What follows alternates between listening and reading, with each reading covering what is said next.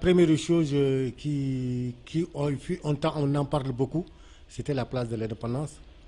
Bon, certains parlent de cimetière. Bon, même si, bien que vrai, il y a un projet là-dedans concernant la télécommunication, les Wi-Fi pour la population et tant d'autres.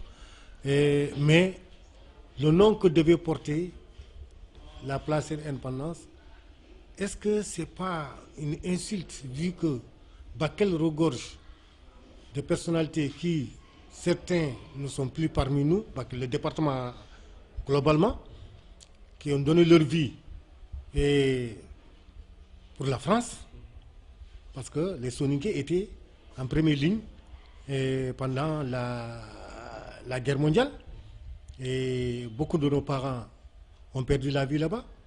Et ne serait-ce pas aussi de se rappeler de Maman Lamine Dramé, qui a fait un combat farouche sur ce même lieu.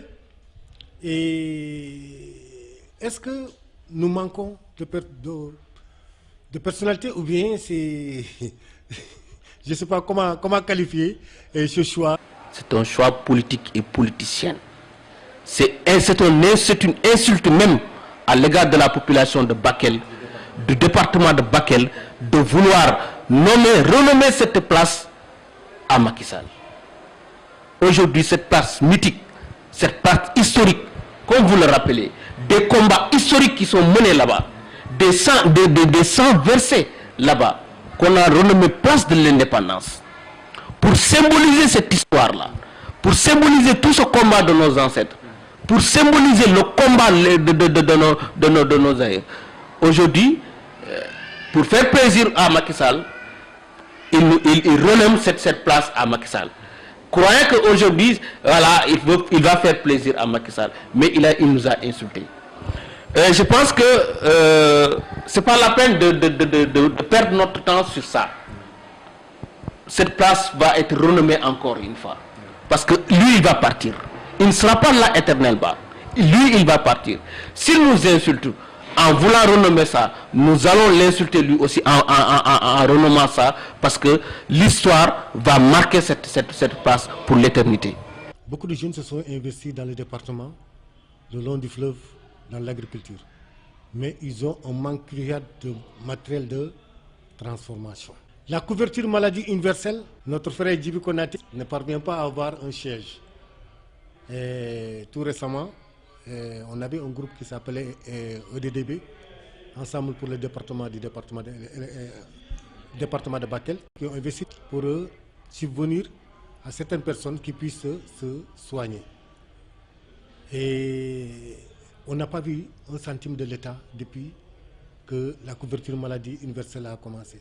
Il y a encore ces jeunes qui ne continuent plus les études et qui empruntent les motocyclettes. Ces trois phénomènes, avec l'investissement, avec les femmes aussi qui ont des problèmes de financement dans le projet, ces quatre phénomènes, comment vous analysez ça?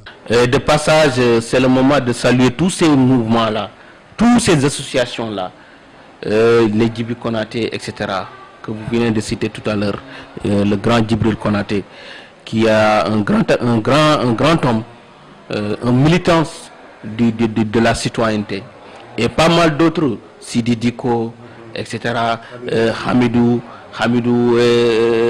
Houdjedji, etc., pas mal, les grands Alundiaï, etc., Sembalani, et les Adama Sissoko, le doyen Adama Sissoko, pas mal de personnalités qui sont là au niveau local, qui sont bas pour la citoyenneté, pour relever les défis du développement. C'est le moment de les saluer et de les encourager et de saluer tous ces mouvements-là, associations qui sont dans le département, qui travaillent pour la citoyenneté, qui travaillent dans le développement. Grâce à ces mouvements-là, aujourd'hui, le visage de nos localités change. Mais malheureusement, l'État n'a pas répondu. L'État n'a pas assisté, l'État a oublié, alors que nous faisons partie de ce pays. Ce sont ces frustrations-là qui s'accumulent dans nos localités. Et ce n'est pas du tout normal. Dans un pays, l'équité territoriale doit être une priorité.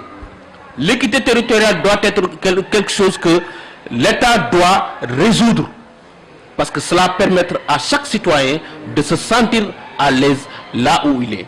Mais malheureusement, avec ce régime incapable, il n'arrive pas à répondre à ces attentes d'équité territoriale. Et le département de Bakel a beaucoup souffert de ces manquements-là. Bon, ma dernière question en français, je demandais si au cas aujourd'hui, Macky Sall se présentait pour un troisième mandat. Je pense que s'il veut le faire, c'est parce qu'il veut semer le chaos dans ce pays. S'il veut le faire, c'est parce qu'il veut semer le chaos dans ce pays. Et on ne va pas lui laisser faire. Qu'il sache que s'il veut déposer sa troisième candidature qui est anormale, il fera face au peuple. Le peuple, on dit que il est sous contrôle du peuple. Le peuple a l'œil sur lui. S'il tente à déposer une candidature ou à faire une troisième candidature, il aura le peuple devant lui. Et ça, on ne le souhaite pas pour lui.